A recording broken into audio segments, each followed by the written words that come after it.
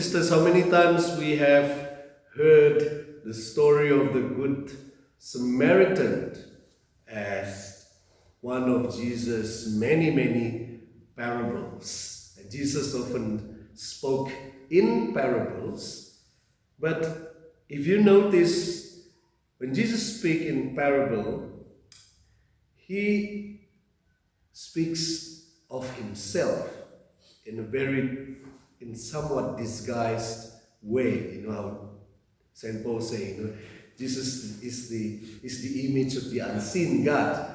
It seems unseen, but he actually is the figure inside the parable. If it's the parable of the prodigal son, the image of the father is his image as well. Very compassionate. And in this way, the Good Samaritan is the image of Jesus, but we don't quite see it, maybe. Right? So, where do we start? Okay, he starts off by saying, and often in a great story, the opening is a very important clue to us, right? By the way, this homily is really a homily of Bishop Robert Barron. If you really want to know more, you can check him out. It's a beautiful homily, so I can't help but sharing it with you. Okay?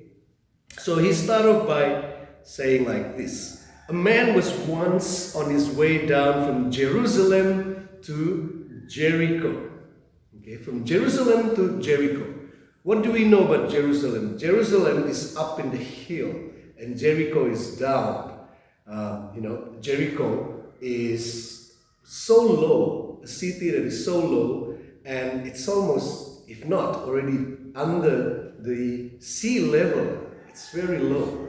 And Jerusalem is up in the hill where, the temple is there, and it's the image of the Holy of Holies, the image of God, right?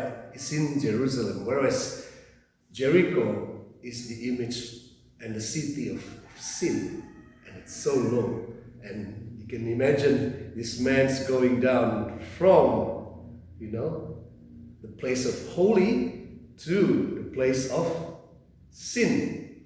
Okay, Jericho, a story where the walls of Jericho was, torn down by the trumpets, right?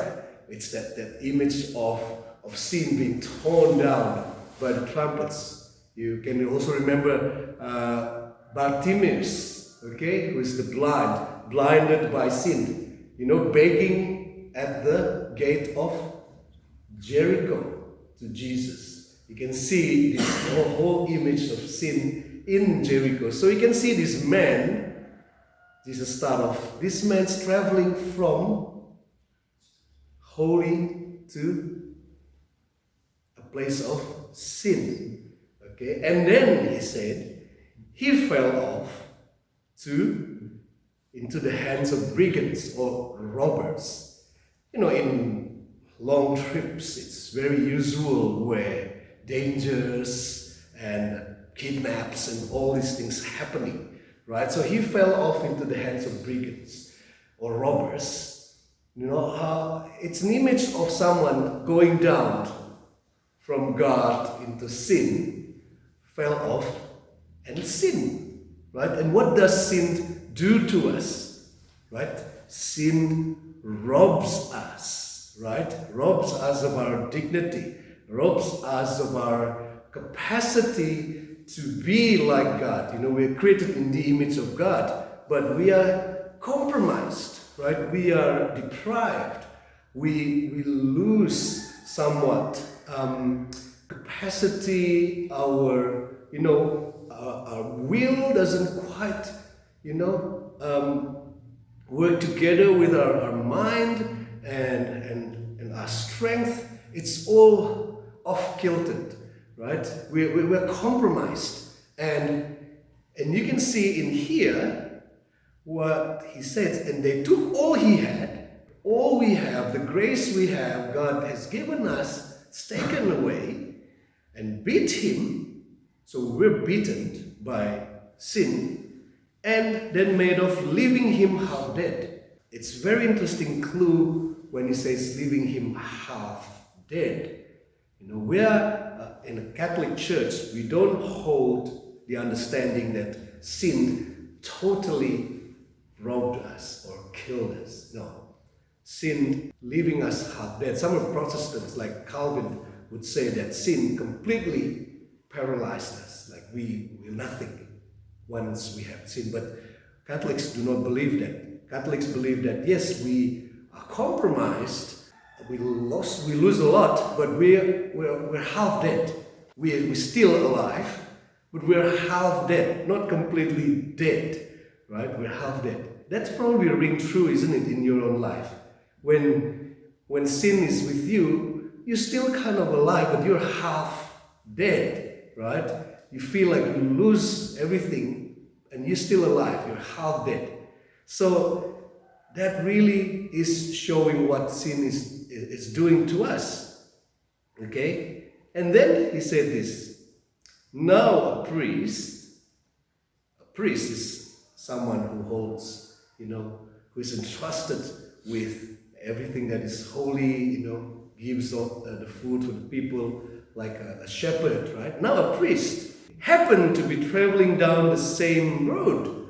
So what is this priest doing? It's not all priests, but this one happened to be going down also from Jerusalem to Jericho, which means it's a priest who is also compromised. He's going down to sin, right? So this priest who is going away from God is unable to help that man because he's also compromised. And you can see that it's not that uncommon to see a priest who is compromised and unable to help his neighbor, right? And this one is the same. Why? Because he's on the way from Jerusalem to Jericho. He saw him and passed by, right? He passed by on the other side.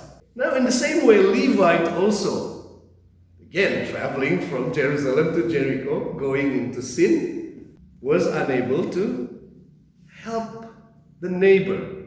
But a Samaritan traveler was moved with compassion. And who is a Samaritan? A Samaritan is a half-breed, half-caste, Samaritan intermarried with the Assyrian, and they are looked upon like someone who is not equal as far as the Jews are concerned, right?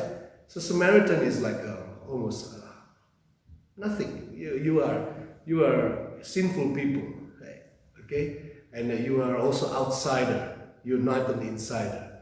And you can see also Jesus in some way is considered to be an outsider. Can anything good come from Nazareth? That kind of thing, right? So Jesus is also a little bit like, in a way, seen like a Samaritan. You're not as equal to us. We are all, we are the Levites, okay? We are from.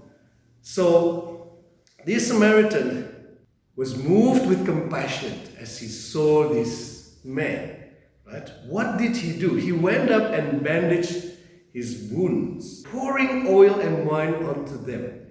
When you hear this word oil and wine, what does come to mind? The sacraments, right? The sacraments, right? With oil, we have the oil of baptism, the oil of anointing for healing, right? And wine that we use, to be consecrated as the blood of Christ. So the sacraments, so this man who is, the unseen image of Christ, used the sacraments to bring the healing to the man who's robbed, right? So Jesus, disguised as a Samaritan, healed the person by bringing the sacrament that he instituted in the church, right? So, continue on. He then lifted him onto his own mount. So he carried the man, okay? And what did he do? He carried him and took him into the inn. You know how Pope Francis often say, the church is like a field hospital, right? A church is a field hospital where you bring wounded people and take them and care for them and heal them with the sacrament. This is the image, the very image of a church as a field hospital. And then he said, and this is quite interesting as well, he said, he took, right, the next day, he took out 2 denarii and handed them to the innkeeper. He paid, right? So it's an image of Jesus as a redeemer, right? When you redeem something, you pay, right? To claim something. So Jesus paid, not just with 2 denarii, but this is just an image of him being a redeemer. He paid with his blood, right, to redeem that man who is wounded, or that woman, or any. And then he said, who is the neighbor of all that? So Jesus showed himself to be the true neighbor by saying the story of a good Samaritan. And he said, go and do the same yourself. So brothers and sisters, we are made in the image of God, just like Jesus here is the image of the unseen God. And in this image of a good Samaritan, who is Jesus himself, we are called to be also a good Samaritan, even though we may think that we are an outsider, or we're not supposed to be the one who is helping, but nevertheless, anyone who is moved with pity, who has a heart, is or can be a good neighbor, because we are all created equally in the image of God, in the image of Jesus, the Redeemer. And praise His holy name.